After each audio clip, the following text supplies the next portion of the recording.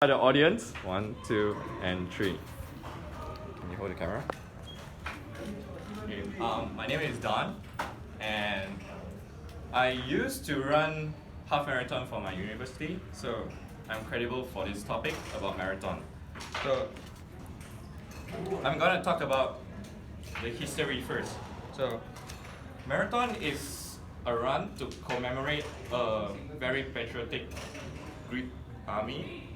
And so, after the war with the Persians, he ran approximately 25 miles to Athens, which is a town in Greece, to calm down his citizens because they are very anxious about the results, whether the Persians will attack in or not. But he was there, he announced the victory, and he kneeled down and died because he was so exhausted. And so, next, in general, there are 3 types of marathon. The first one is the full marathon, which I'll be talking based on it.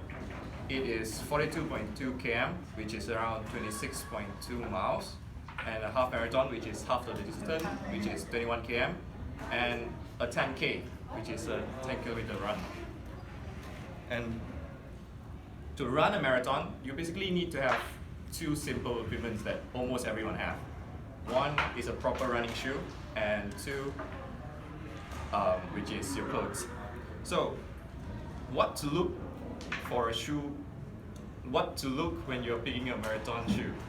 First of all, you want it to be breathable, as you'll be running in it for at least 3 hours to maybe 4 or 5.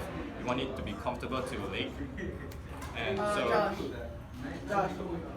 so here's a tip from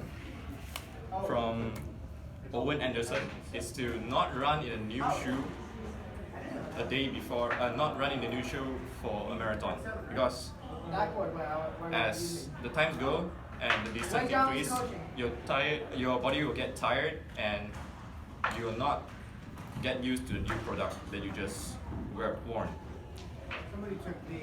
Okay, and for apparel, just wear whatever you like and whatever you think that it's comfortable for you, because you'll be wearing that thing for at least 5 hours and your body is tiring. If you pick something that is not comfortable, you're going to wear it for at least 5 hours. And based on Dan Peterson, normally you see marathon runners to have a body like me, which are thin and light.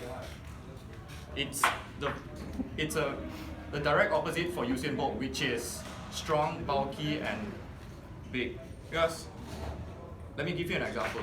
If you imagine a person that weighs 300 pounds versus a person that weighs 100 pounds, the energy it takes to carry 300 pounds for the entire 42.2 kilometer course is very tiring. Think of the extra weight you have to carry. So, most of the marathon runners are very lightweight and they are very skinny. And so, we'll talk about the training.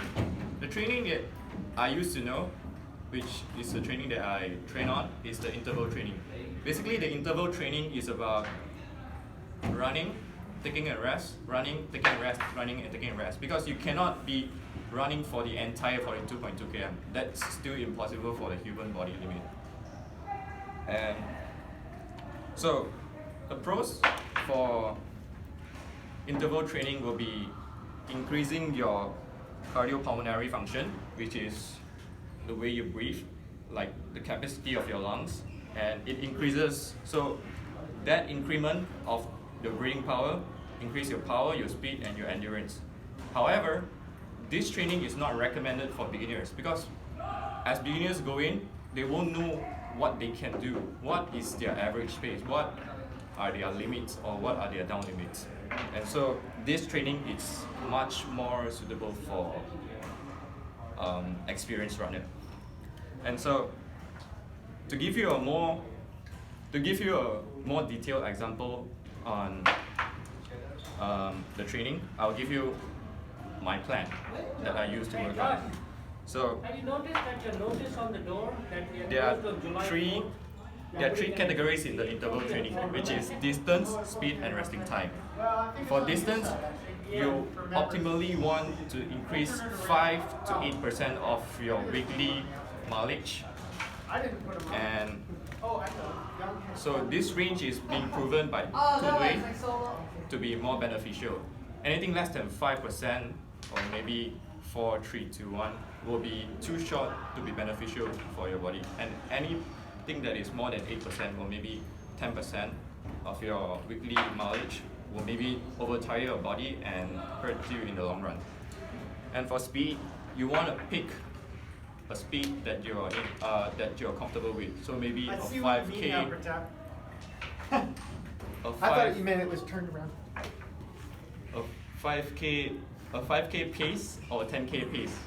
An average runner for a marathon will probably have a 6 minute.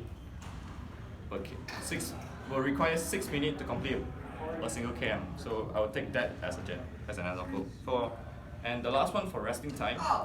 The optimal resting time will be 2 to 1 running time. So for example, you normally will run 5 minutes and you take a 2.5 minute rest, and that repeats on. So for my past experience, this is the distance training that I work on. So for my weekly mileage, I used to run 5 days a week, and that's around 40 km per week. So you increase that by 5%, which is 2 km, you get a total of 42 km. And you divide that 42 km by 5 days. Each day you need to run 8.4 km. That means an everyday increase of, so each time you run, instead of running 8 km, you run 8.4 km. This is like pushing your boundary. And next will be the speed. For my speed, for 5 km run, normally I would take around 25 minutes, which is around 5 minutes per km. And during the 8.4 kilometer run, I want to make sure that I maintain this speed throughout the run. While maintaining the speed, which is being fast, I would like to mention that taking care of your posture, your running posture, your stride, your form, and your breathing is very important. Or else this method won't work. That's why it's not for beginners. And for the last one is rest. As I previously said, the optimal resting time will be 2 to 1 ratio of running to resting. But it depends on everyone, it varies for everyone. So normally I will run for 5 minutes, but instead of resting for 1 minute, I will only rest, instead of resting for 2.5 minutes, I'll rest for only 1 minute, because this is my upper limit and I would like to push myself. So in other words, you have to know what you can do and your boundaries in order to take this training efficiently. And that's all, and thank you. Hope you guys have a great 4th of July. And here are the audience.